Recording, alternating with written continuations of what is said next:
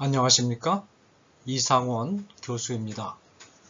오늘은 사도행전 강의 쉬운 세 번째 시간 19장 21절에서 41절까지 제3차 선교 여행 세 번째 시간 은장색 데메드리오의 소동이라는 주제로 본문을 살피도록 하겠습니다. 특별히 오늘은 두 가지 소주제를 중심으로 본문을 검토하겠는데, 첫 번째 소주제는 고린도 전후서와 로마서가 서술된 배경을 간단히 살펴보고, 이어서 싱겁게 끝난 데메드리오의 음모라는 제목으로 본문을 살피도록 하겠습니다. 먼저 고린도 전후서와 로마서가 서술된 배경을 한번 검토해 보겠습니다. 바울의 선교 여정에 있어서는 비교적 긴 기간이라고 할 수 있는 3년 동안 에베소에 머물면서 사역을 한 바울은 이제 이곳에서 자신에게 맡겨진 임무는 충분히 수행했다고 판단하고 에베소를 떠날 채비를 합니다. 바울은 2차 선교 여행 때 주로 활동했던 마게도니아와 아가야 지방을 한번 돌아본 후 예루살렘으로 귀환한 뒤 주께서 길을 여시면 로마로 가려는 생각을 품게 됩니다. 21절 이 일이 있은 후에 바울이 마게도니아와 아가야를 거쳐 예루살렘에 가기로 작정하여 이르되 내가 거기 갔다가 후에 로마도 보아야 하리라 하고, 아마도 바울이 로마로 가려는 생각을 하게 된 동기 가운데 하나는 2차 선교 여행 도중에 고린도에서 로마 출신 성도들인 브리스길라와 아굴라 부부를 만난 일이었던 것 같습니다. 바울을 만나기 전부터 이미 신앙을 가지고 로마 교회의 일원으로서 신앙생활을 하고 있었던 브리스길라와 아굴라 부부는 바울에게 로마 교회의 소식을 상세히 전했을 것이 분명합니다. 따라서 바울은 이 부부로부터 로마 교회 소식을 전해 듣고 마음에 깊은 감동을 받으면서 로마 교회 성도들을 위하여 기도하게 되었고, 할 수만 있으면 로마에까지 가서 그들의 신앙생활하는 모습을 보고 위로를 받기도 하고, 또 자신이 받은 은혜를 그들에게 나누어 주고 싶어 했습니다. 로마서 1장 8절에서 13절. 바울은 이와 같은 마음을 담아서 3차 선교 여정을 끝내고 예루살렘으로 돌아가는 도중 헬라 지역에서 석 달 동안 머물러 있는 도중에 한 통의 서신을 써서 보내는데, 이 서신이 로마서입니다. 바울이 에베소에서 사역하는 동안 줄곧 바울의 마음을 무겁게 짓눌렀던 일이 있었습니다. 그것은 고린도 교회로부터 들려온 소식이었습니다.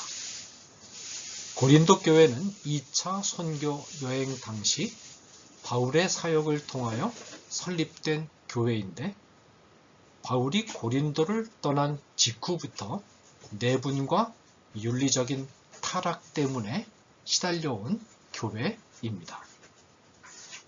바울은 고린도 전서를 보내기 전에 벌써 한 통의 서신을 고린도 교회에게 보낸 바 있습니다. 이 편지는 오늘날 전해지고 있지는 않습니다. 그러나 바울이 고린도 전서 5장 9절에 언급한 내가 너희에게 쓴 것은 이라는 표현이 바울이 고린도 전서를 쓰기 전에 이미 편지를 한 통 고린도 교회에 보낸 일이 있음을 시사합니다. 이 서신을 통해서도 문제가 해결되지 않자 또 한 통의 서신을 보내지 않을 수 없었습니다.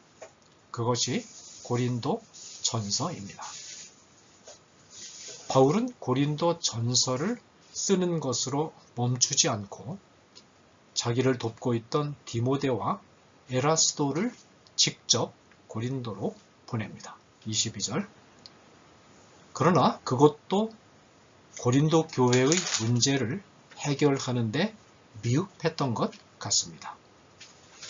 따라서 바울은 에베소에서 사역하는 도중 잠시 직접 고린도 교회를 방문했습니다.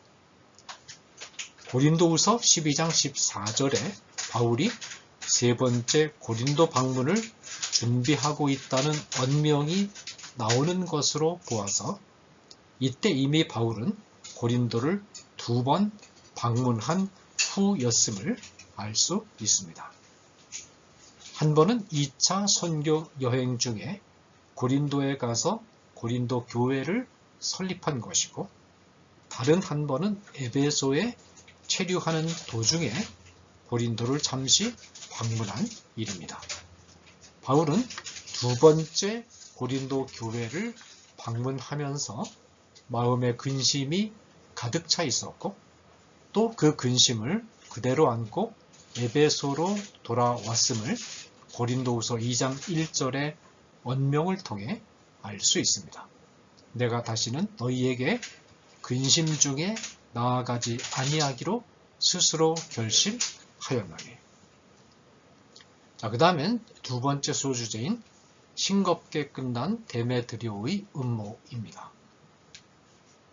오늘의 본문은 바울이 에베소를 떠나기 직전에 에베소에서 일어났던 사건 하나를 비교적 길게 보도하고 있습니다. 바울의 에베소 사역에 힘입어서 복음이 에베소에 크게 전해졌을 뿐만 아니라 소아시아 지방 전역에 복음이 전해졌습니다. 따라서 이 지방 전역에서 많은 사람들이 기독교로 개종했습니다.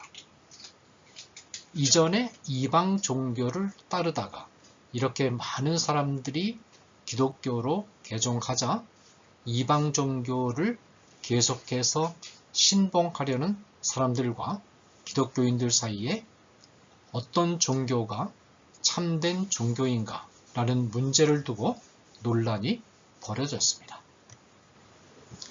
이런 사정을 23절이 보도합니다. 그때쯤 되어 이 도로 말미암아 적지 않은 소동이 있었으니 진리가 가려졌던 곳에 진리가 선포되면 우선 불꽃 튀는 싸움이 벌어집니다. 내가 세상에 화평을 주러 온 줄로 생각하지 말라. 화평이 아니요 검을 주러 왔더라. 마태복음 10장 34절. 상처가 곪아 썩어 있는 것을 발견하게 되면 먼저 환부에 칼을 대야 합니다. 칼을 대서 남김없이 환부 속에 있는 고름을 빼버려야 합니다. 칼을 먼저 대고 다음에 붕대로 싸매야 합니다. 마찬가지로 어두움 가운데 진리가 그 빛을 발하지 못하고 있는 곳에서는 어두움의 세력을 물리치려는 싸움이 뒤따릅니다. 그러므로 진리의 말씀을 받은 우리는 진리의 말씀 때문에 찾아오는 화평을 누리기에 앞서서 갈등과 싸움이 있을 수 있음을 유념해야 합니다. 에베소에는 당시 세계의 7대 불가사의 가운데 하나로 알려진 아르테미스 신전이 있었습니다.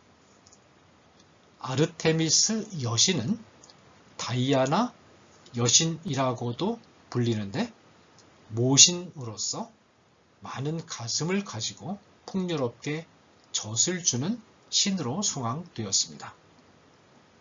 이 신을 숭배하는 종교는 당시에 소아시아 전역에 퍼져 있었고 에베소는 그 중심지였습니다. 에베소에는 아르테미스 신의 신전을 축소하여 만든 작은 신전 모형을 은으로 만들어 신전에 오는 사람들에게 파는 길드 조직이 있었습니다. 신전 방문객들은 이 신전 모형을 사서 신전에 바치기도 하고 가져가기도 했습니다. 신전 모형을 만들어 파는 사업은 상당한 돈벌이가 된 사업이었습니다. 에베소에서 이 사업을 총지휘하는 사람이 본문에 등장하는 데메드리오였고, 이 데메드리오 휘하에는 많은 직공들이 있어서 이 신전 모형을 팔아 벌어들인 돈으로 생업을 유지해 오고 있었습니다. 그런데 바울이 전하는 복음을 듣고 에베소를 비롯한 소아시아 지방에 사는 많은 사람들이 기독교로 개종하자 자연스럽게 이 신전 모형을 사려는 사람 숫자가 줄어들어서 심지어 데메드리오와 직공들의 생계를 위협할 정도가 되었습니다. 데메드리오는 자기 휘하에서 일하는 직공들을 불러 모아놓고 선동하기 시작합니다. 그가 그 직공들과 그러한 영업하는 자들을 모아 이르되, 여러분도 알거니와 우리의 풍족한 생활이 이 생업에 있는데, 이 바울이 에베소뿐 아니라 거의 전 아시아를 통하여 수많은 사람을 권유하여 말하되, 사람의 손으로 만든 것들은 신이 아니라 하니 이는 그대들도 보고 들은 것이라. 우리의 이 영업이 천하여질 위험이 있을 뿐 아니라 큰 여신 아데미의 신전도 무시당하게 되고 온 아시아와 천하가 위하는 그의 위엄도 떨어질까 하노라 하더라. 25절에서 27절. 데메드리오는 바울의 활동 때문에 자신들의 경제적 이익이 심각하게 손상되었음을 먼저 말합니다. 그러나 데메드리오는 영리한 사람입니다. 단순히 자신들의 경제적 이익이 침해받았다는 것만으로는 바울 일행에 대한 항의의 명분으로 내세우기에 부족하다는 것을 간파한 데메드리오는 교묘하게 바울의 사역을 아르테미스 여신을 향한 도전과 모욕에 연결시킵니다. 곧 신전 모형을 사람들이 사가지 않는 이유를 손으로 만든 것은 하나님이 아니라는 바울의 가르침에 기인한 것으로 연결시키면서 이것은 결국 아르테미스 신에 대한 중대한 도전이요 모욕이라고 말합니다. 데메드리오는 사람들의 종교심을 이용합니다. 데메드리오의 전략은 적중했습니다. 데메드리오의 선동 연설을 들은 직공들은 자신들의 경제적인 이익이 침해받는 동시에 그것이 종교적인 명분과도 연결되자 드디어 분노를 드러내기 시작합니다. 이들의 마음속에 자리 잡은 동기는 경제적 이익이었으나 겉으로 외치기 시작한 구호는 종교적인 헌신을 표방한 것이었습니다. 이들은 이렇게 소리 지릅니다. 에베소 사람의 아데미여. 28절. 직공들이 구호를 외치면서 에베소의 거리를 누비고 다니기 시작하자 그렇지 않아도 기독교의 세력이 흥왕하여 가는 모습을 뒤틀린 마음으로 관망하고 있던 에베소의 아르테미스 여신 숭배자들의 분노가 폭발했습니다.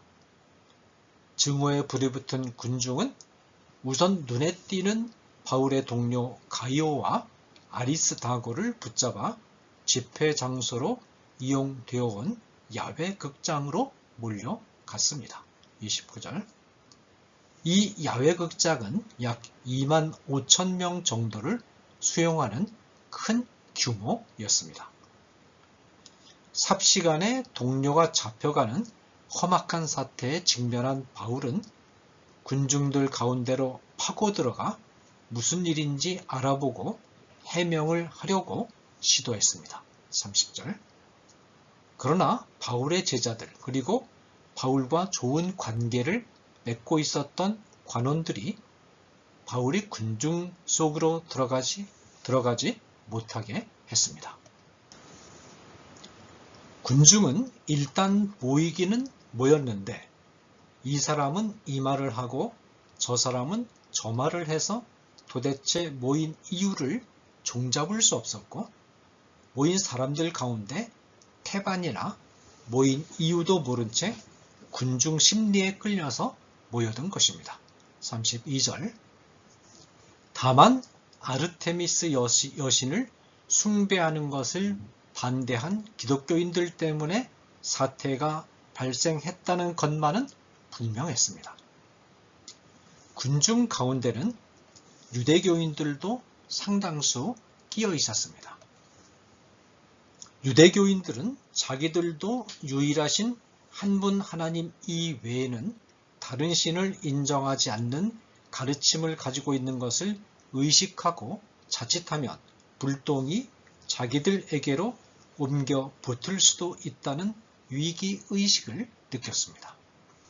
유대교인들은 그 자리에 말을 잘하는 알렉산더라는 사람이 있는 것을 간파해내고 알렉산더를 앞으로 밀어내서 유대교는 기독교와는 다른 종교임을 해명함으로써 불똥이 자기들에게로 튀는 것을 막아보려고 했습니다. 33절.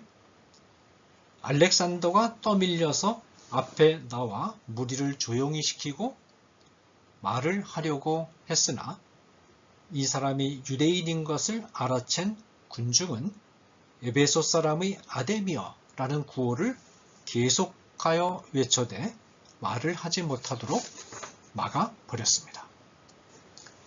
군중은 2시간 동안이나 소리를 질러댔습니다. 34절. 사태가 이 지경에 이르자 당시 토착민들과 로마 정부의 중개 역할을 담당하고 있었던 서기장이 나섰습니다. 로마 정부는 황제 숭배를 인정한다는 조건 하에서 토착민들에게 종교의 자유를 허락했으나 공공질서가 위협당하면 군대를 투입해 질서를 유지하도록 되어 있었습니다.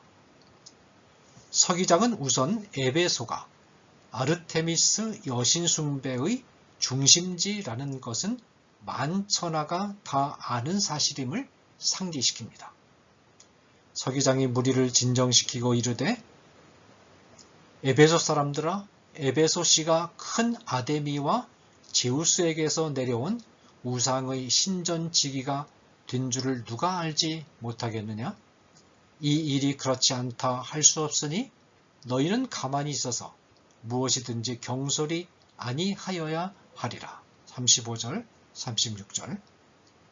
서기장은 계속해서 군중들이 끌어온 가이오와 아리스다고에게 아무런 혐의가 없음을 상기시키면서 만일 문제가 있으면 합법적인 절차를 밟아 고발하라고 충고합니다. 신전의 물건을 도둑질하지도 아니하였고 우리 여신을 비방하지도 아니한 이 사람들을 너희가 붙잡아 왔으니 만일 데메드리오와 그와 함께 있는 직공들이 누구에게 고발할 것이 있으면 재판날도 있고 총독들도 있으니 피차 고소할 것이요 만일 그 외에 무엇을 원하면 정식으로 민회에서 결정할지라. 37절 39절 말씀. 만일 아무런 이유도 없고 혐의가 없는데도 불법으로 모이면 모임을 주도한 사람들과 군중 자신들이 오히려 공공질서를 문란하게 한 혐의를 받을 수도 있고, 또 이 모임에 관하여 상부 곧 로마 총독부에 보고할 자료가 없기 때문에 이 모임을 인정할 수 없게 된다는 점을 서기관은 강조합니다. 오늘 아무 까닭도 없는 이 일에 우리가 소요사건으로 책망받을 위험이 있고, 우리는 이 불법 집회에 관하여 보고할 자료가 없다 하고 40절 서기장이 연설을 끝내고 무리를 해산시키자 무리는 군말 없이 흩어졌고, 바울을 해치려던 데메드리오의 시도는 싱겁게 끝나버리고 말았습니다. 41절 그렇지 않아도 에베소를 떠나려고 계획하고 있었던 바울은 이 사건을 겪은 후 이제 더 이상 머무를 수 있는 처지가 못 되는 것으로 판단하고 에베소를 떠납니다. 감사합니다.